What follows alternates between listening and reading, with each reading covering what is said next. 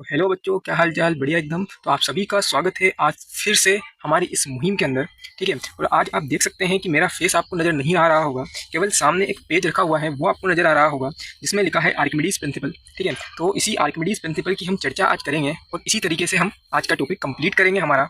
ठीक। तो first point मैंने यहाँ पर लिखा है अपथ्रस्ट एंड बायोन्सी। ठीक है। ये मैंने क्यों लिखा है? क्योंकि आर्किमिडीज प्रिंसिपल को समझने के लिए हमें ये समझना जरूरी है कि अपथ्रस्ट क्या होता है और बायंसी क्या होती है। वैसे अपथ्रस्ट और बायंट फोर्स जो है वो एक ही चीज़ होती है।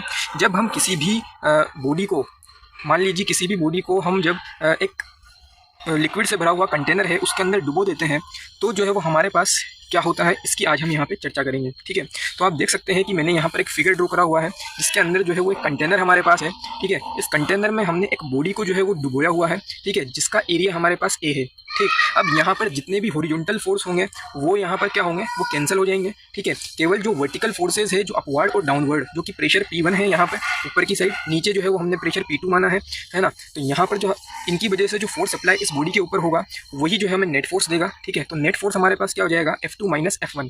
F2 वो फोर्स जो कि प्रेशर P2 के जरिए लग रहा है और F1 वो जो कि P1 की वजह से इस पर डाउनवर्ड डायरेक्शन में लग रहा है। F नेट कंप्लीटली जो है वो हमें एक अपवर्ड इफेक्ट देगा। ठीक है। तो यहाँ लिखा है मैंने F net equals to F2 minus F1। F2 मतलब जो कि P2 जो प्रेशर है उसके द्वारा जो एरिया ए पर जो फोर्स लगाया है उसके ऊपर जो फोर्स लगा है वो हमारे पास ही आ जाएगा P2A। ठीक है। और P1A जो है वो हमारे पास जो कि प्रेशर P1 से फोर्स यहाँ पर अप्लाई हुआ है। ठीक है। तो यहाँ हमारे पास निकल कर आ जाएगा area common P2 minus P1। P2 minus P1 को हम जानते हैं कि दो हाइट के बीच में प्रेशर का डिफरेंस जो है वो होता है हमारे पास रो GH। यहाँ पर हमने एरिया जो है वो मल्टीप्लाई से कर दिया है और आप जानते हैं कि जब एरिया और हाइट का मल्टीप्लाई करते हैं तो हमारे पास क्या आता है, हमारे पास वॉल्यूम आ जाता है। ठीक है। ये वॉल्यूम किसका आएगा, हाइट हमने यहाँ पर इस बॉडी का लिया है, एरिया इस बॉडी का लिया है, तो वॉल्यूम हमारे पास इसी सॉलिड बॉडी का यहाँ पर निकल कर आ जाएगा। और रो और जी, रो जो डेंसिटी है इस फ्लूइड का जिसके अंदर हमने इस बॉडी को डुबोया है वो यहाँ पर आ जाएगा। ठीक है। यू यहाँ से आएगा अपथ्रस्ट। ठीक है। यू अपथ्रस्ट एक टाइप का फोर्स ही है जो कि किसी भी बॉडी को जब लिक्विड में या फ्लूइड में रखा जाता है तो अपवर्ड डायरेक्शन में लगता है। ठीक है। यहाँ पर मैंने एक नोट भी लिखा है, नोट में है कि यू जो है वो डायरेक्टली प्रोपोर्शनल होगा हमारे पास किसके, डेंसिटी ऑफ फ्लूइड के। मतलब अगर आप ज़्यादा डेंस फ्लूइड लोगे तो उसके ऊपर लगने वाला अपथ्रस्ट भी क्या होगा, ज़्यादा होगा। आपने देखा होगा कि समुद्र का जो पानी रहता है वो खारा रहता है, उसमें तैरना आसान रहता है या फिर एक जो है नदी के पानी में। ठीक। क्योंकि नदी का पानी जो है वो मीठा होता है, उसकी डेंसिटी जो है वो क्या होती है हमारे पास, लो होती है। लेकिन समुद्र के पानी की डेंसिटी हाई होती है जिसकी वजह से उसका अपथ्रस्ट भी हाई रहता है। और यदि अपथ्रस्ट हाई होगा तो उस बॉडी के ऊपर लगने वाला फोर्स भी जो है वो हाई होगा और हम इजीली जो है वो उसमें तैर पाते हैं। ठीक है। सेकंड पॉइंट यहाँ पर आता है कि आखिर ये एपरेंट वेट क्या होता है। तो बच्चों एपरेंट वेट ये होता है कि जब आपने महसूस किया होगा जब आप किसी भी चीज़ को पानी में डुबोते हैं तो आपको उसका जो वजन है वो कम महसूस होता है। ऐसा क्यों होता है, आइए देखते हैं। ठीक है। वैसे अपेरेंट वेट का अगर फॉर्मूले की बात करें तो जो बॉडी का जो वेट होता है, मतलब जो कि हम ओरिजिनल जो वेट होता है, जैसे मान लीजिए ये पेन एक बॉडी है, इसका जो वेट होगा वो वेट जो कि हमने एयर में लिया है नॉर्मल कंडीशन में और इसमें से हम माइनस कर देते हैं उस पर लगने वाला अपथ्रस्ट। ठीक है। तो ये हमारे पास निकल कर आता है एपरेंट वेट। ठीक। मान लीजिए जैसे किसी भी चीज़ को हम हाथ में पकड़ते हैं तो नीचे डाउनवर्ड डायरेक्शन में जो है वो इसका वेट लगता है। जिस तरीके से ये मैंने हाथ में एक ब्लॉक जो है वो पकड़ा हुआ है, डाउनवर्ड डायरेक्शन में इसका वेट अप्लाई होगा। हम जो है वो हाथ लगा के इसके ऊपर एक फोर्स अप्लाई करते हैं जो कि करीब करीब इस पर लगने वाले वेट के ही बराबर होता है। ठीक है। तो ये जो है हमारे पास यहाँ पर एफ जो है वो डब्ल्यू के इक्वल आ जाएगा। ठीक है। अब यहाँ पर क्या होगा, मैंने यहाँ पर एक और फिगर बनाया है कि जब हम किसी भी सॉलिड को जो लिक्विड के अंदर डुबोते हैं तो नीचे लगेगा उसका वेट, लिक्विड की वजह से उस पर ऊपर क्या अप्लाई होगा, अपथ्रस्ट, जिसको मैंने यू से यहाँ रिप्रेजेंट करा है। ठीक है। तो इस पर नेट फोर्स जो है वो एक ऊपर के डायरेक्शन में लगेगा जो होगा हमारे पास F is equals to W minus U. Upthrust basically क्या होता है कि पानी में या फिर किसी भी लिक्विड में डुबोने पर किसी चीज़ का वेट जो है वो कितना कम हुआ, यानी कि अपथ्रस्ट होता है लॉस इन वेट। ठीक है। आपको यहाँ दिख रहा होगा। ठीक है। अब हम चलते हैं, हमने पूरी तैयारी कर ली है आर्किमिडीज प्रिंसिपल को पढ़ने की। ठीक है। तो अब हमारे पास आता है आर्किमिडीज प्रिंसिपल। ठीक है। आर्किमिडीज प्रिंसिपल का स्टेटमेंट जो है मैं आपको बताता हूँ कि जब किसी बॉडी को पार्शियली यानी कंप्लीटली नहीं, आधा अधूरा या कंप्लीटली भी जब पानी के अंदर डुबो दिया जाता है तो वो बॉडी जो है एक अपवर्ड फोर्स को फील करती है। उस अपवर्ड फोर्स को ही क्या कहते हैं, अपथ्रस्ट फोर्स या फिर बायंट फोर्स। और इस प्रोसेस को जो है, इस फिनोमिना को जो है वो क्या कहते हैं हम, बायंसी। यहाँ पर मैंने लिखा है when a body is fully और partially submerged in a fluid. जब किसी बॉडी को फुली या फिर पार्शियली सबमर्ज्ड यानी डुबोया जाता है एक फ्लूइड के अंदर तो वो एक फोर्स फील करता है अपवर्ड डायरेक्शन में। ठीक है। जिसको हम कहते हैं अपथ्रस्ट या फिर बायंट फोर्स। ठीक है। And this phenomena is called the buoyancy.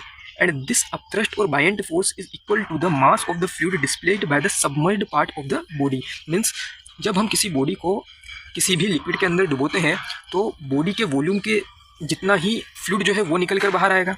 ठीक है, नॉर्मल सी बात है कि हम अगर मान लीजिए ये पेन का केप है, इसको अगर मैं पानी में डुबो दूँ, ठीक है, तो जितना इसका वॉल्यूम है उसके बराबर का ही जो है वो पानी निकल कर बाहर आएगा।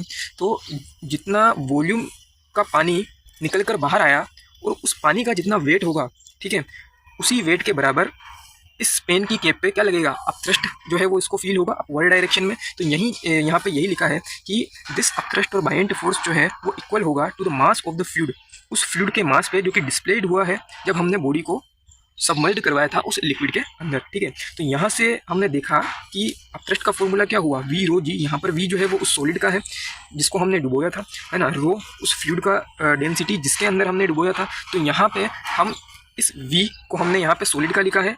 ठीक है, इस वी को हम यहाँ पर अब फ्लूइड का लिखेंगे क्योंकि जितना डुबोया था उसके वॉल्यूम के बराबर का जो मास होगा, ठीक है, जितना पानी उसके वॉल्यूम के बराबर निकला उसका जो मास होगा वही जो है वो अपथ्रस्ट होगा। ठीक है, तो हम यहाँ वी एस जो कि सॉलिड का वॉल्यूम था, अब वी एफ उस फ्लूइड का जो कि डिस्प्लेड हुआ उसका वॉल्यूम भी यहाँ पे रख सकते हैं। ठीक है, यहाँ मैंने लिखा है कि यू इक्वल्स टू क्या होगा, अपथ्रस्ट उसके वेट के बराबर का होगा यानी कि mg के बराबर, और density is equals to mass per unit वाले फॉर्मूले से आप जानते हैं कि मास क्या होगा हमारे पास, कि उस फ्लूइड का वॉल्यूम और उस फ्लूइड का डेंसिटी। ठीक है, यहाँ मैंने लिखा हुआ भी है मास of the fluid displaced by the submerged part of the body. ठीक है, नेक्स्ट पॉइंट की ओर हम चलते हैं जिसके अंदर हम देख रहे हैं लॉ ऑफ फ्लोटेशन के बारे में। तो लॉ ऑफ फ्लोटेशन क्या है कि हमेशा जो है वो बॉडी इक्विलिब्रियम में रहती है जब बॉडी फ्लोट करती है, तो यानी कि उसके ऊपर लगने वाला नेट फोर्स क्या होता है, उसके ऊपर लगने वाला नेट फोर्स 0 होता है। तो ये जो है वो इंपॉर्टेंट चीज़ है जो आपको याद रहनी चाहिए।